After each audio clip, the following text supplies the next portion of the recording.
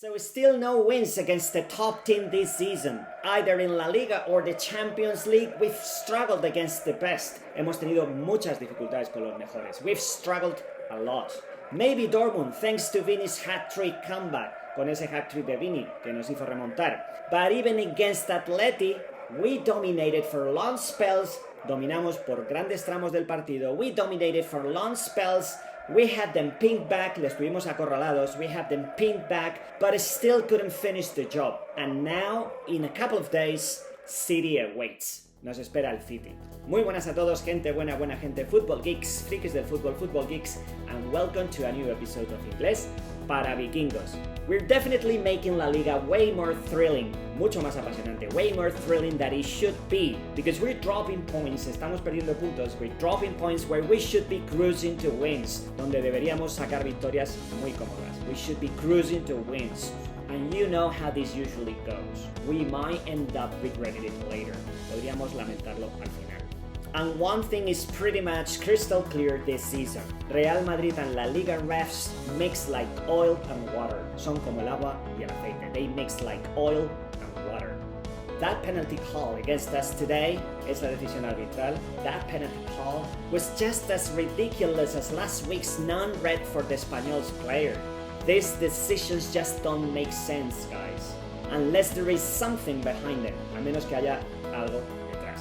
Competing on equal terms, competir en esas mismas condiciones, competing on equal terms with calls like this is pretty much impossible. Okay, so now moving on with the lineup, I must say there were many doubts about Carleto's lineup in this match. With no center backs available, sin una pareja de centrales disponible, with no center backs available, the only real option was Asencio and Tchouaméni. Since Jacobo is still a bit too raw, está un poquito verde aún, he's still a bit too raw to throw into a big game like this, para ponerle en un partido como estos. And speaking of Asencio, y hablando de Asencio, speaking of Asencio, he put in a top-class performance. Se marcó una estupenda actuación, la verdad. He put in a top-class performance. He looked like one of the best center-back signings we could have made. Parecía como uno de los mejores fichajes que podríamos haber hecho. He looked like one of the best center-back signings we could have made. He was quick in duels, winning them all. Fue rapidísimo en todos los duelos. Very solid in the air and kept things simple with the ball. Absolute class. Mucho estilo. Absolute class.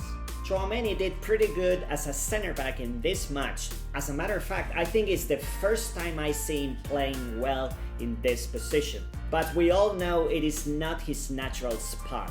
No es su lugar natural. We all know it's not his natural spot. And he showed, y se notó. And he showed especially with that penalty in the 35th minute. Guys, I'm trying to make an honest point here. I don't think it was a penalty at all. Watching it live from the stands, viéndolo en directo desde las gradas, watching it live from the stands and then again on TV, I didn't see Tchouaméni actually step on the defender, que le pisó al defensor.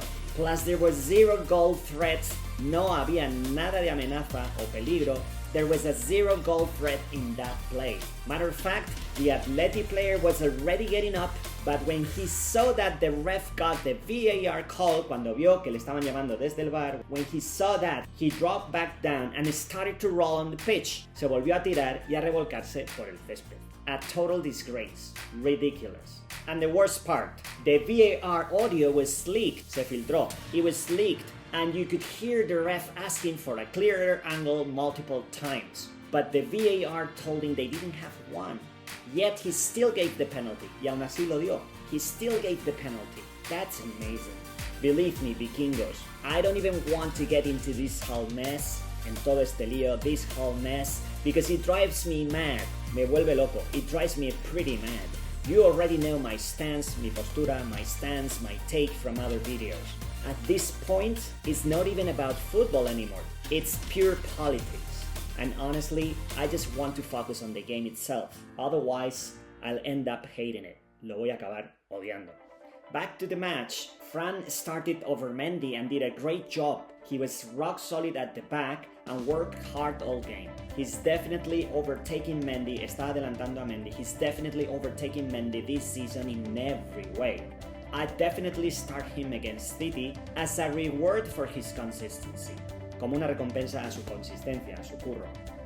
Now about the game, I think it was a tale of two halves, un partido con dos caras distintas, a tale of two halves. About the first half, well, there is no much to salvage, no hay mucho que destacar, no hay mucho con lo que quedarse, not too much to salvage. Our play was flat, predictable, and too horizontal, no pretty much danger created. The only positive, maybe our solid defense. Atleti had no clear chances either. I must say though, tengo que decir sin embargo, that we had a slightly more push than Atleti. Tuvimos algo más de empuje que el Atleti. But what was the big issue for me? ¿Cuál fue el gran tema en esta primera mitad? We kept forcing the play through the middle instead of stretching the play. En vez de estirar el campo, we didn't use the left avenue in the first half at all. And against Atleti's compact, deep block, con ese bloque tan cerrado del Atleti, you need to use the wings, necesitas usar las alas. I still don't get it, aún no lo entiendo, I still don't get it why Vini kept forcing his way inside so much, even playing as a makeshift striker at times, incluso jugando como un delantero centro improvisado. He was playing as a makeshift striker at times, which completely took both him and Mbappe out of the game. And Kylian, on the other hand, looked trapped in Atleti's defensive web. Parecía como perdido en esa tela de araña atlética. He looked trapped and barely involved. Y apenas participativo, barely involved. And when he touched the ball, he was a little bit sloppy. Estuvo algo impreciso. He was a little bit sloppy. And then Rodrigo, who was easily the best of the three, was the only real source, fue la única fuente real, was the only real source of offensive production we had, which was pretty minimal in the first half. And what about Ceballos? He played in a double pivot with Valverde and was one of the standouts. Y fue uno de los destacados, la verdad. He was one of the standouts. His positioning and work rate were phenomenal. He barely lost possession and covered a ton of ground. Y cubrió un montón de campo. Jude was always demanding the ball, looking for openings, but couldn't find any. But Vikingos, the second half was a completely different story. And you could tell from the very first play. Lo pudimos ver desde la primera jugada. Backed by the crowd, apoyados por el público, backed by the crowd, Real Madrid came out flying. Salió en volandas. We came out flying. To me, a couple of things changed. One, we finally used the wings properly. And that meant that Vini was back to business, doing what he does best, effortlessly cooking defenders, deshacerse de los defensas, and making them look like school kids, breezing past them like it's nothing, desbordándolos como si nada, breezing past them like it's nothing. He was absolutely tremendous.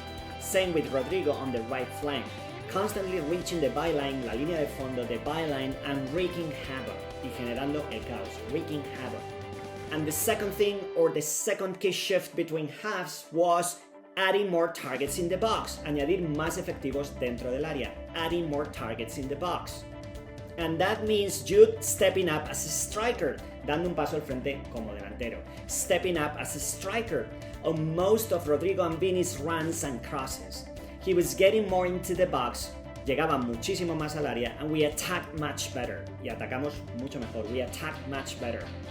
And guys, this was just night and day, because defenders struggled, los defensores tuvieron mucha dificultad to track him arriving from deep, verle llegar desde atrás.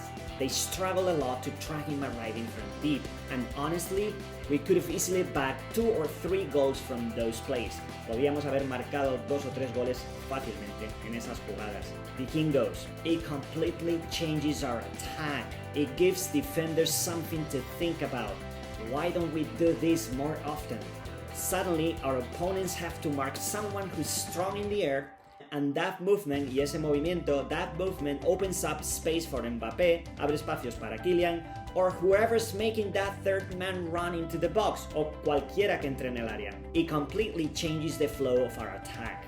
We could all sense that the equalizer was coming. Podíamos sentir que el empate se veía venir. We could all sense that the equalizer was coming, and sure enough, it arrived.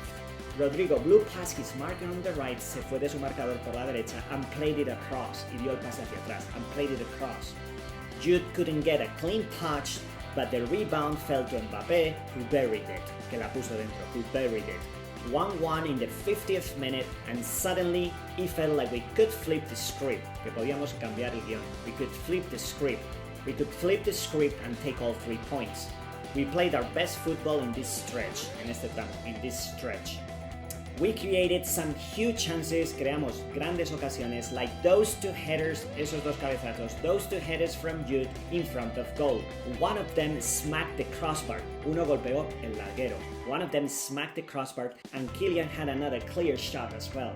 But the thing is, whether it was Oblak, who by the way was the man of the match, or our lack of finishing, nuestra falta de acierto, the ball just wouldn't go in. La bola no quería entrar. The ball just wouldn't go in. Meanwhile, Carleto didn't make his first change up until the 80th minute, hasta el minuto 80, up until the 80th minute, bringing on Camavinga, Modric for Ceballos and Lucas. And here's my question, guys. Y esta es mi pregunta. Here's my question. If you desperately need a goal, wouldn't it make sense to bring on a poacher, sacar un delantero de área, bring on a poacher, if we're making subs that late? At least throw on a striker, mister. Pon un delantero centro, mister. Instead, Raheem only came on near the 90th minute, with just 3 minutes of stoppage time left, con solo 3 minutos de descuento. I believe, guys, that Carleto's game management and substitutions this season, la gestión de Carleto de los cambios esta temporada, is being baffling. Está siendo desconcertante. It's being baffling. On the contrary, Simeone made 4 subs between the 64th and 77th minutes, knowing that his team was getting run over by Real Madrid, que les estábamos apabullando, and they were running out of fuel, y que se estaban quedando sin gasolina, and they were running out of fuel. In the end, it worked, funcionó, because he managed to slow the game down. Ralentizó el partido. He slowed the game down. And even so, guys, y aún así, even so, we nearly won it at the death, en los últimos momentos, at the death, because Rodrigo unleashed a rocket, soltó un misil, he unleashed a power shot in the final moments, missing the top corner by a whisker, por un pelo, by a whisker. ¿Habéis visto cómo se dice por un pelo, esa simpática expresión, by a whisker? Y ya sabéis también que whiskers son los bigotes de los gatos. They use their whiskers to feel their way around. Guys, this time my pick of the day goes to Marcelo, who got a special tribute, que tuvo un reconocimiento especial, who got a special tribute at the Bernabeu. He announced his retirement on last Thursday, and he walked onto the pitch with his sons Enzo and Liam. He received a signed shirt from the squad and took a family picture with all of them. He's been and always will be a Real Madrid legend. He spent 16 seasons at the club, winning 25 trophies in 546 games, including 5 Champions League, 6 La Ligas and 2 Copas del Rey. He was one of my all-time idols without a doubt. Watching him play with that magic left foot was just pure joy. By the way, Atletico's players couldn't even be bothered to applaud Marcelo. In the end, everyone shows their true colors. Cada cual muestra como es en la vida and gets what they deserve. So, in a nutshell, Vikingos, my takeaways from this match are very simple. We need Jude into the box more and act as a makeshift striker, aunque sea como un delantero improvisado, whenever there is a dangerous attacking play. That's number 1. Another thing, Asencio has locked down his spot in defense. Asencio ya se ha ganado un puesto en la defensa. He's locked down his spot in defense. He absolutely bossed the derby today.